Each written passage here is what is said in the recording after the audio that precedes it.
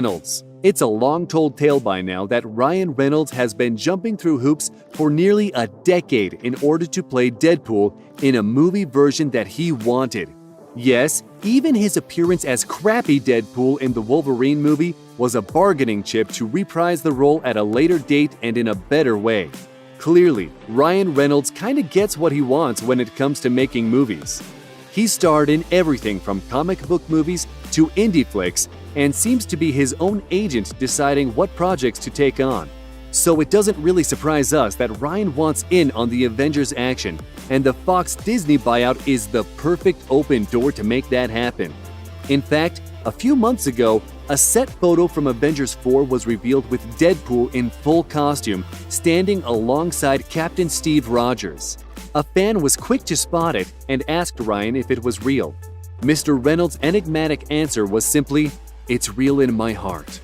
So we're not too sure what to think of this. I mean, filming for the show began before the Fox-Disney agreement was complete, so it would have been impossible to include a Fox character in filming at that time. But on the other hand, the public is not generally privy to all the inner workings of major business deals, which is probably for the best. So we're going to continue believing that what's real in Ryan Reynolds' heart is also happening in real life. So we'll definitely be seeing Deadpool in Avengers 4. Lady Death. If the movie universe is going to get a bit more on track with the comics, they're going to have to bring in Deadpool, plain and simple. See, in the comics, the whole reason Thanos goes off and gets the gauntlet and all of the stones and then kills off half the universe, including his own daughter, who he claimed to be the favorite, is because he's trying to impress Lady Death. This physical embodiment of the concept that freaks us all out is apparently super high in demand because Thanos had some serious competition in Deadpool. Now, Deadpool is so freaking smooth that Lady Death preferred him even though he is a loudmouth joker. She wasn't even impressed by Thanos' sparkly new jewelry and basically scoffed at him when he snapped his fingers. This kind of pissed Thanos off, to say the least. Now, it's a little bit too late for the MCU to bring in a whole storyline based on that freaky love triangle, but it's not too late to bring in Deadpool as an unsurprising hero that may actually save the day. While he fails several times in the comics to defeat the Mad Titan, we think that he stands a chance in the film, especially since Lady Death is not an issue.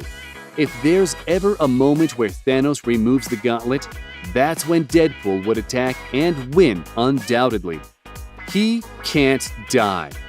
In the comic version of Infinity War, Thanos gets so pissed off by Deadpool even being in the running for Lady Death's affection that he cursed him with immortality. That's right, people. The big purple guy uses life as a punishment. It kinda makes sense when you realize that he used death in Infinity War not as a punishment, but to bring balance to the universe. So he clearly thinks regular old life is nothing special, and even something to be pissed off about. In the movie, Deadpool is also immortal. But that has to do more with his whole body basically being cancer, so cell growth never really stops. This is a murky explanation for why he can grow body parts back, but it does make for some great entertainment. Is your hand really small? About the size of a KFC spork. In any case, Deadpool will be showing up in Avengers 4 because there really aren't that many superheroes left at this point. Deadpool probably did not die in the snap because that doesn't fit with his storyline of being immortal. Time travel. Yeah, we know it sounds like a cop-out, but time travel is now considered a legit theory behind any question related to Marvel and the upcoming Avengers 4 movie. So remember in Deadpool 2 when Cable gets all up in arms about his dead wife and daughter and decides to use this fancy time travel watch to go to our present day? Hey, remember those set photos we mentioned earlier with Deadpool next to Captain America? Well, if you look closely at Cap's wrist, you'll see a familiar-looking device on his wrist. I bet it's for more than just telling time. It would make sense if Marvel brought in Deadpool to show the other characters how exactly to use the device, how to charge it, etc. In this way, The merc with the mouth could be making himself indispensable for the team. So we'll be keeping an eye out for him in the next